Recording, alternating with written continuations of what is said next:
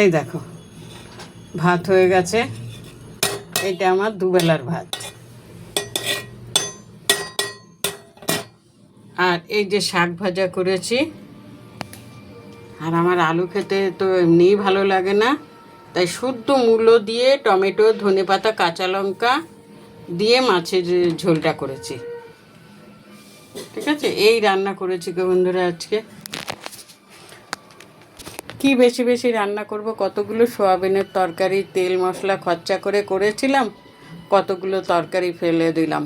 খুব গায়ে লাগে, জিনিসপত্র যা দাম ফেলতে ভীষণ গায়ে লাগে। কি করব বলো, যার জন্য খাচ্ছি না, তাও তো গ্যাসের ব্যথা কমছে না, গ্যাসের ওষুধ খাচ্ছি, শরীরটা খুব খারাপ। ঠিক আছে, তো যাই হোক, কাজও করতে হবে, সবই করতে হবে, তাই এই রান্না আজকে করলাম। এই আজকে রান্না করেছি।